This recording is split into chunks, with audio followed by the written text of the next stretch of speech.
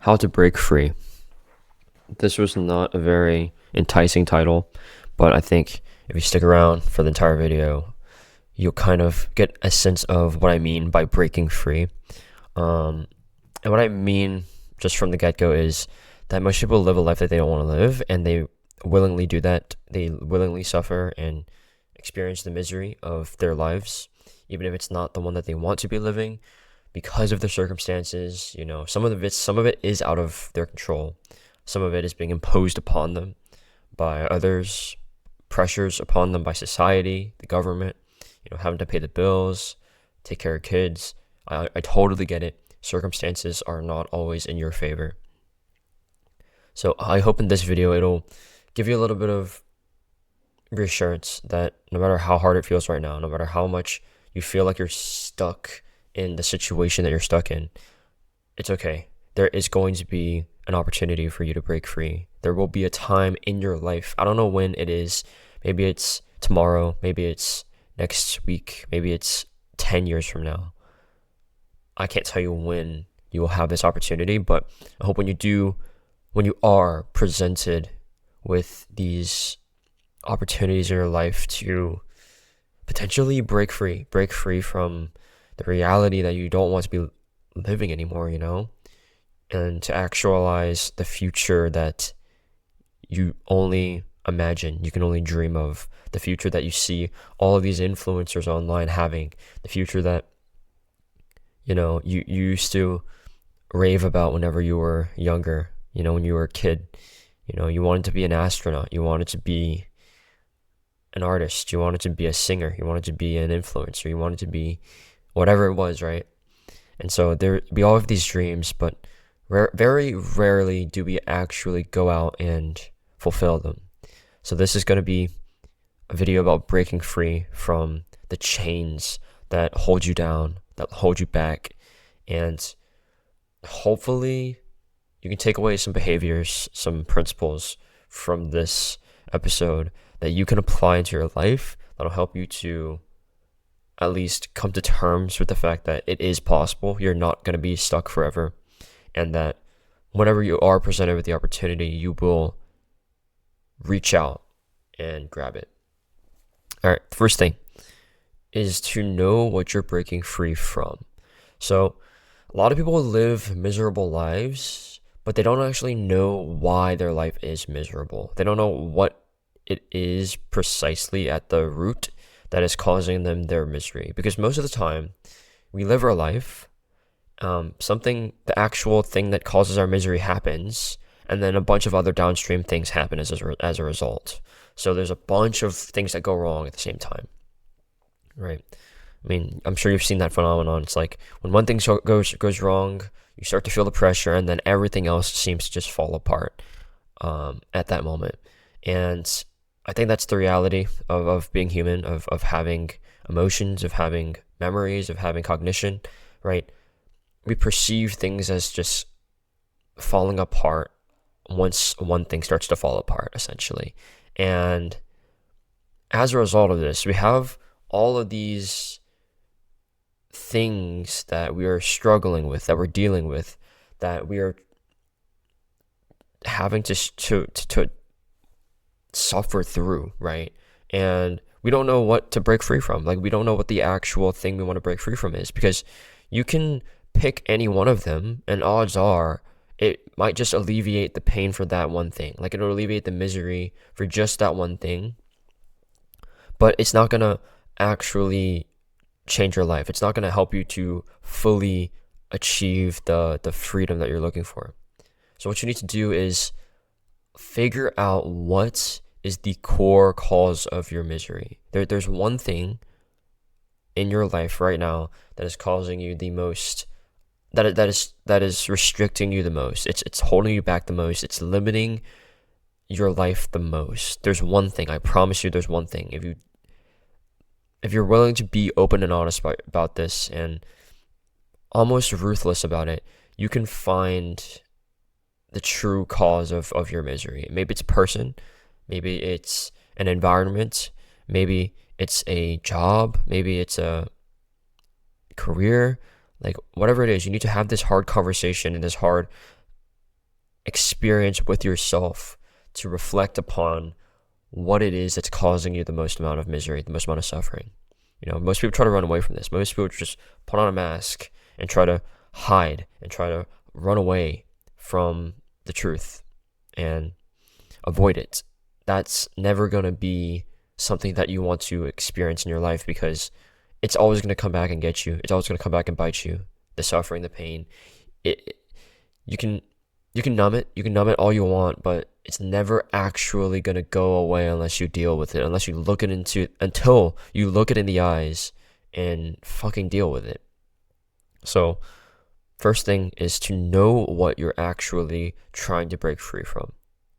Identify the one thing in your life that is causing you the most amount of pain and suffering. And once you have identified it, it feels a lot better, right? Because we all sit in this fear of just trying to bottle it down, push it down. We don't want to even think about it, right? But whenever you actually put it out there, you become aware of it consciously. It's at the front of your mind.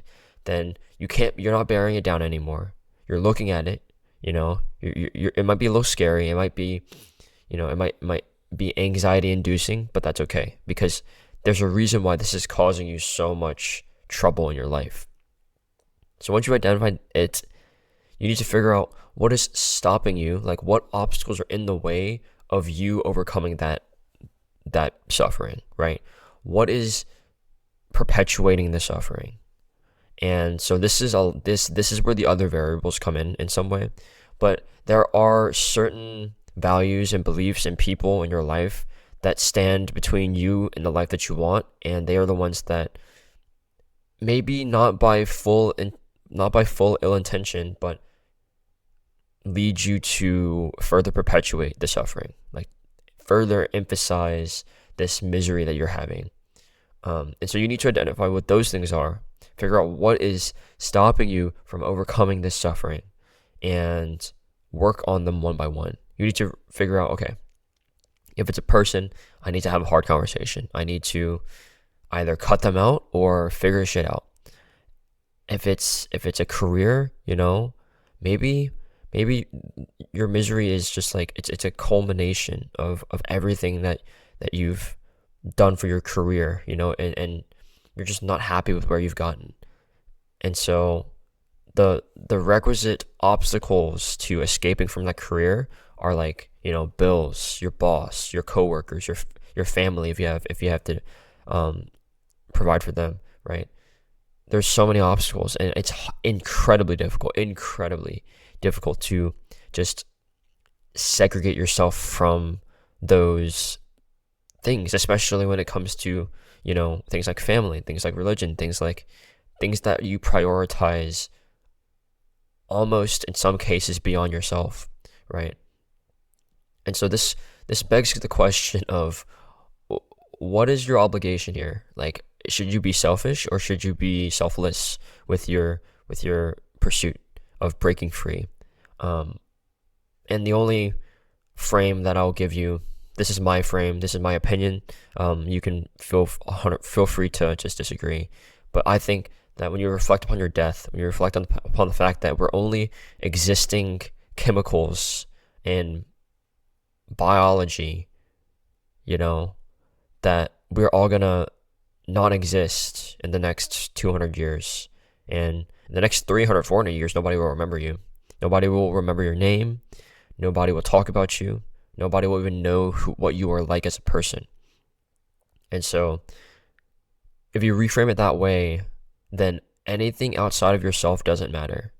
The world's going to be completely different after you're gone. The world will keep going the day after you're gone. The moment that you die, the world will still keep, the earth will still keep rotating. It'll keep revolving around the sun. It'll keep, the sun will rise the next day, the sun will set. So externally, nothing changes. Nobody will remember you. Nobody will know your name. And it's kind of sad to think about that, but that's the frame that you can use to answer that question, right? And I can't answer that for you, whether this is a selfish pursuit or a selfless pursuit, right? You gotta pick one, and that helps you to prioritize what to cut out and what to stay tied to. So that's the second principle, figuring out what is standing in the way of you overcoming the suffering. And then the next thing you want to do is to grab yourself by the shoulders and just start breaking things, okay? Once you have become aware of your core suffering, you have figured out what things are stopping you, you can view these obstacles that are preventing you from overcoming your suffering as like plates, right?